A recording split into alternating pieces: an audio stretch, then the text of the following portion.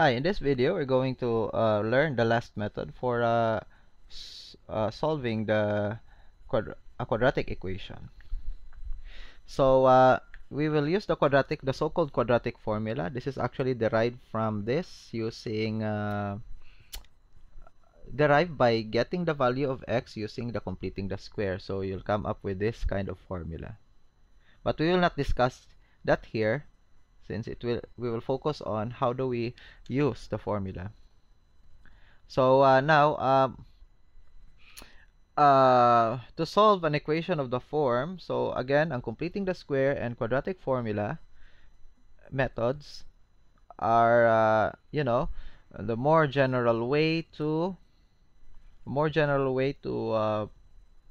solve quadratic equation. So biska unsa nga quadratic equation kaya nila. Kay kung si method number 1 ug 2, dalang sila yung mga certain forms, no, nga kaya nila.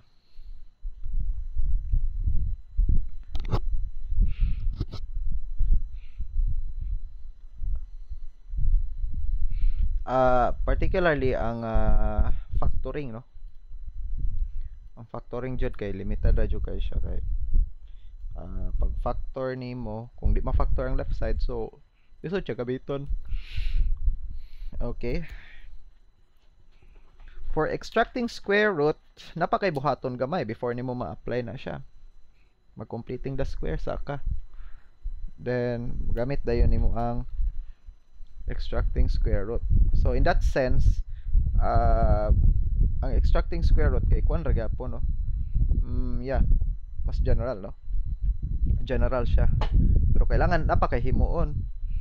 Pero kung tanawon lang nimo ang form largo, dili nimo diretso magamit tayo ng complete. In that sense, mas general ang completing the square. I mean ang extracting square root kung maka-add na ka og number both sides by using the formula b over 2 squared. Pero dili. So dili mo direct ma-apply yung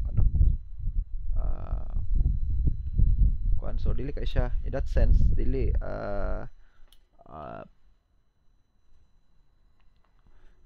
ma-apply dayon ang dili na naka-general ang what do you call this one, the extracting square root method. Anyway, we're going to learn the fourth method, which is quadratic formula. Now, the formula is this. So, to solve this one, so dapat nakaingani. So, so dapat kabalutan mo identify sa A, mo nang tapad na x squared, ang B mo itapad ni x, again naka-plus dapat na, then plus po na, then C. So, ang buhaton lang, ang key lang ni to use the formula is just you're going to identify the A, the value of A, the value of B, and the value of C. Okay? So that we can use the formula. So, the formula is x. So, now, kung mag-solve na nimo, meaning pangitaw nimo value sa x na makasatisfy, that is equal actually daw to negative b plus square root of b squared. As you can see, we have a formula here, no? I don't need to write it again. So, b squared plus minus the principal square root of b squared minus 4ac. So, kaning expression sulod over 2a. So, gisolve lang nato ang x in terms of the coefficients. So, ang gigamit nato a, b, ug ang c. Mga coefficients, no? Kana, ug ang constant. So, that we can get the x. So, that's a simply good relationship, no? Of the solution to the coefficients. That's the quadratic formula. So, gigamit na itong mga coefficients para makuha ang value sa x. Okay? But this is how we use the coefficients, no? So, ana, then, i-divide din mo sa 2a. Okay? Now, we will apply directly the quadratic formula. Okay? Solving the quadratic equation by using quadratic formula. So, we'll take before we show number 1, let's use first example number 4 in our previous discussion. So, i-compare na to kung makuha ba gyapon ning 3 og 1 sa ato ang quadratic formula. Now, let's write this again. That's 3x squared minus 12x. Okay, before we use the first example, para maklaro gyud na to, ha. just to show you nga maskin quadratic formula completing the square, you'll get the same answer. Okay? So we have 3x squared. Okay? So ay lang sa nagamitan ng number 1. So extra example. Example number 0. Okay? So just take it. 3x squared. So 3x squared minus 12x and then plus 9 equals 0. Okay? So dapat kabalo lang jud ka mo identify sa A, B, and C. Okay? So para makabalo ka, okay, balik ka ani nga dagway. Alright? So dali ra ni may baw-an ng ABC, no? So again, ang A tapad sa x squared, ang B tapad sa x, and then ang C mo na constant na to. So to do that, it's very easy. So as you can see, we have ang atong A mo na ang ato ang 3, ang B na to bantay negative 12. So that will be our B.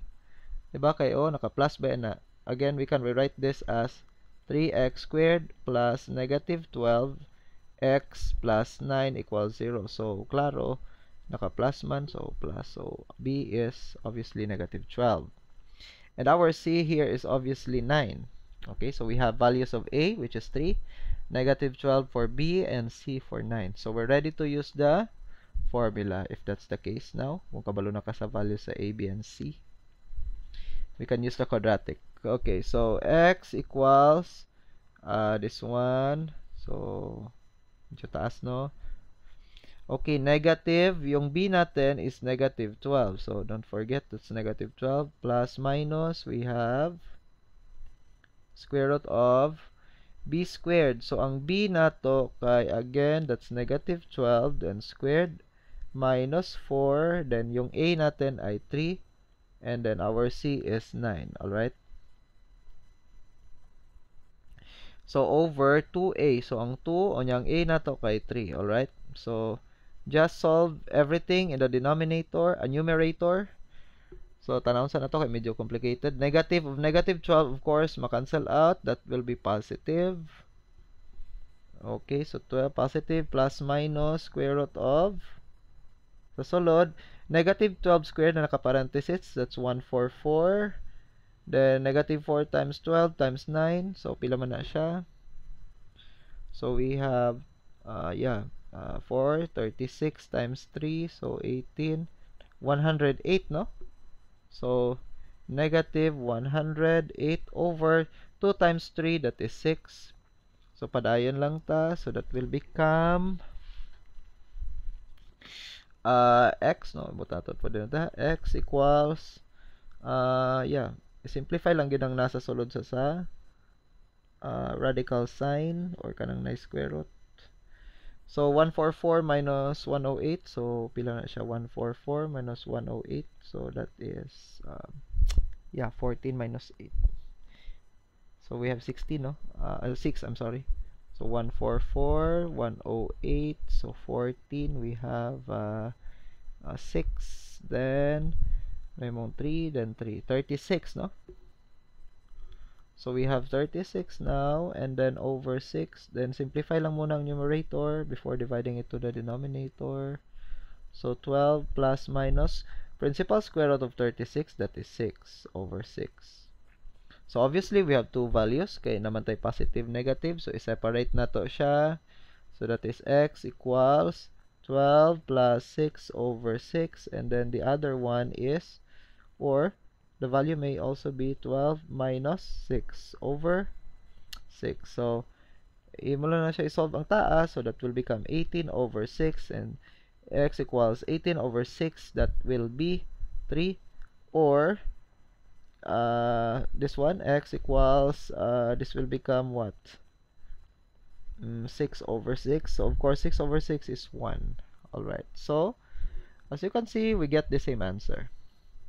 We have 3 for x and the other one is 1. So just compare in our previous solution. We have 3 and 1.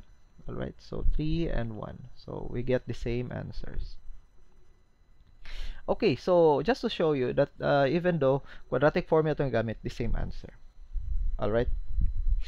So now let's apply the quadratic equation in example number 1. So pareha ra gid gyapon giunsa nato sa example number 0. All right. So to do that, we have to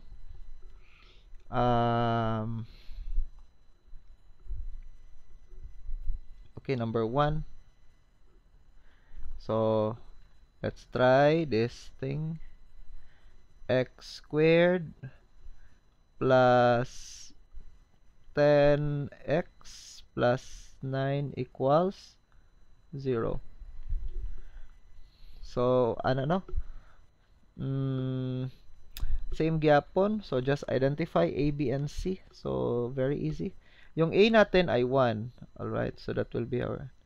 Ang B natin ay 10 and our C will be 9. Okay? So again, the form is ax squared plus bx plus c equals 0. So ang A kana B then C. Okay? Naka-plus naman siya sa okay ra. So klaro ang B ug C. So just substitute these values in our formula. Ano ra? So we have x equals that's negative b, right? If you can still remember, that is so that natog balik. So negative b plus minus square root of b squared minus 4ac over 2a. So that is x equals, ang b nato kay 10. So muna siya ana, then plus minus, of course b is 10 again, then squared minus 4. Yung a natin ay 1 and your c is 9. Okay, over 2, yung a natin is 1. So just continue. So negative of 10 is negative 10, right? So kanino?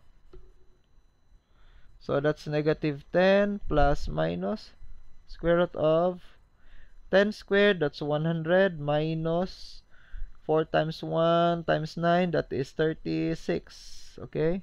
2 times 1 is 2. Just simplify. So negative 10 plus minus principal square root of 100 minus 36. So that is 64, right? Over 2. So we have negative 10 plus minus principal square root of 64, that is 8, alright, over 2.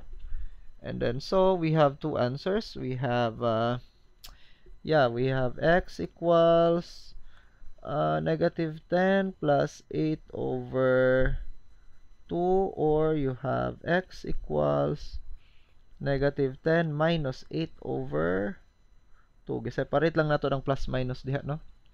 So solve individually. You have negative 2 over 2, that is equal to negative 1, or you have x equals negative 18 over 2, so that is x equals negative 9. Okay, so we have two answers now, negative 1 and negative 9. So mo do na mga proposed values for this equation. So maski i-check nimo, you'll see that this is actually the solutions.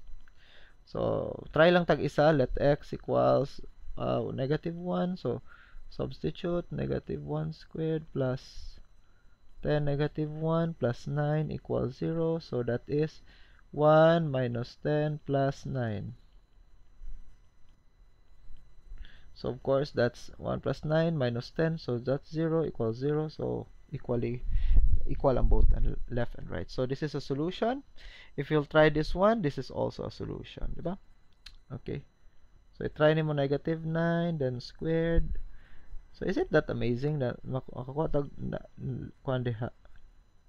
value by just, using the formula? So we have 81 minus 90 plus 9 is 0. 81 plus 9, 90 minus 90. So that will be equal to 0. So of course 0. That is solution gyapon ng negative 9. So the solution set is negative 1 and negative 9. So muna na siya. So these are the solutions, negative 1 and negative 9. Alright, so that's how you apply the quadratic formula. I hope nakuha siya. But you know, we cannot always have simple answers like this, integers like 3 and 1 or negative 1 and negative 9. We cannot always get that. Sometimes we'll get a more complicated form of answers. No? Just like number 2. I believe number 2 we can get a more complicated answer. So let's try that example.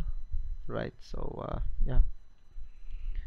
So we'll just go over with this example to end this video. We have 3m squared. Okay, let's try this. So we have 3m squared plus 5m plus 1. Alright, so 5m plus 1 equals 0. So use the quadratic formula. So para magamit nimong quadratic formula ha, dapat may bala nimong a, b, and c. Para mabala nimong a, b, and c, dapat anang forma. Ax squared plus bx plus c equals 0. So dapat ang right side 0. So in this case 0 man siya. So okay ra. So obviously this is our a, this is our b, and this is our c. So just substitute ana lang. So substitute ra gid ka unya. Dapat tama ang pagka-solve niya. So of course ang b is 5, so negative of 5 plus minus. Ang b kay 5 gyapon squared minus 4. Ang a is 3, then ang c is 1. So 2, ang a nato kay 3, and then just continue. Negative of 5 is negative 5 plus minus. Diba kayo? Negative 1 times 5, negative 5, right? Naman ay 1 diya. So 5 squared, that's 25 minus 12, right? Over 6, and then just continue. So negative 5 plus minus, pila man ang 25 minus 12. So that is 13. So dili kayo siya friendly. Kay dili perfect square ang 13. But it's okay. We can separate two values now. Dili naman nato ni at makuha go nato ni pero decimal man gud siya kay di man siya perfect square ang 13. So basahin na pasagdaan na lang siya as square root of 13. So your final answers will be negative 5 plus square root principal square root of 13 over 6, or you can have x equals negative 5 minus square root of 13 over 6. So we have two values now. We have this one and this one. You can do the checking, pero you know, it's a little bit complicated kaya na mga painani, and then we'll need some kind of rules that we have to learn first, like rules of radicals, so that you know, we can solve that one. But I guarantee you that's the answer. These are the answers, okay? The most important thing is that you know how to apply the quadratic formula to get the solutions. So we have two solutions now for our solution set. Alright, so a little bit complicated. So that will be negative 5 plus 13 over square root of 6. So that's one number. You know, that's one number. You can get that using calculator. So negative 5 minus square root of 13 over 6. So that's another number. So basically we have two different numbers as our solution for this equation. So that would be all. Yeah, you can practice example number 3. Okay, so that you know, you will learn how to apply the quadratic formula. So that would be all for this video. Thank you very much, and if you have questions, we can discuss it in our Q&A portion. Thank you very much, and have a nice day.